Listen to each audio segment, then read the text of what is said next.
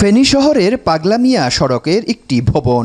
এই ভবনের চতুর্থ থেকে ষষ্ঠ তলা পর্যন্ত দারুন নাজাত নামের একটি মহিলা মাদ্রাসা রয়েছে।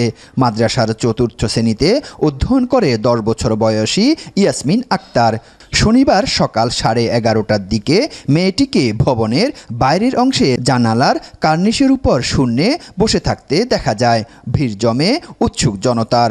শূন্যের উপর এভাবে বসে থাকাকে বাসিন্দারা বলছেন অলৌকিক ঘটনা, তবে মাদ্রাসার শিক্ষক বলছেন ভিন্ন কথা।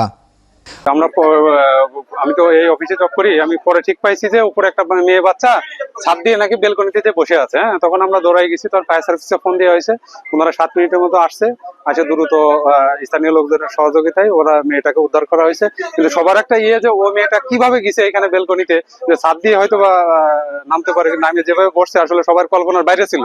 যে মেয়েটাকে সঙ্গে আল্লাহ বাঁচাইছে, ফায়ার সার্ভিসে ধন্যবাদ। যে ওনার এখানে একটা মেয়ে দেখলাম মাদ্রাসা থেকে মাদ্রাসার বাইরে আসি বসে রয়েছে, কেউ জানে না কিভাবে আসছে, কোনো লোকে জানে না, সবাই আশ্চর্য হয়েছে। আমরা তো মেয়ের গার্ডিয়ান মেয়েকে 9:40-এ আজকে মালটা দিয়ে গেছে।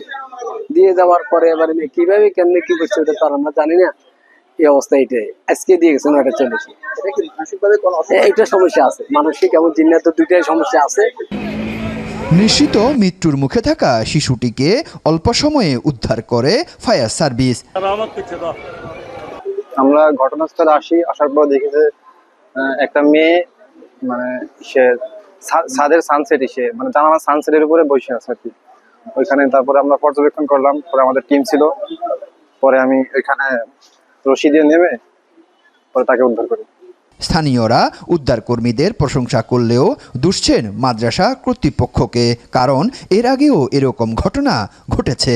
এর আগে একটা বাচ্চা এখান থেকে 6তলা ছাদ থেকে নেমে গেছিল, এই যে ফাঁক দিয়ে নেমে যায় নিচে, রাত্রে প্রায় 2টা-3টার সময় নেমে গেছিল। এগুলো ঝুঁকি যখন বাচ্চাদেরকে 2-3 দিন বাড়িতে থাকার পরে আসার পরে বাচ্চারা তখন এই ব্যবস্থা করে, এরা যাইতে আসছে জানা কান্নাকাটি করে অনেক, এখন এই জন্য এটা হয়। উদ্ধার হওয়ার পর প্রাথমিকভাবে শিক্ষার্থী পুলিশকে জানিয়েছে তার এই মাদ্রাসায় পড়তে মন চায় না। তার মা বাবা জোর করে মাদ্রাসায় পাঠিয়েছে। এদিক দিয়ে কিভাবে গেছো? ওই উপর দিয়ে নামছিলা?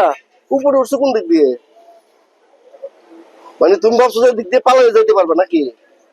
হ্যাঁ, ও বুঝতেছি, মানে ওই উপর দিয়ে ওইটা আস্তে আস্তে নিচে নামছো, তুমি হাত ছুটে পড়ে গেলে মরে যেত না? শিশুটির বাড়ি ফেনী সদর উপজেলার ফাজিলপুর ইউনিয়নে, থাকেন মাদ্রাসার আবাসিকে। আরিফুর রহমান, যমুনা নিউজ, ফেনী।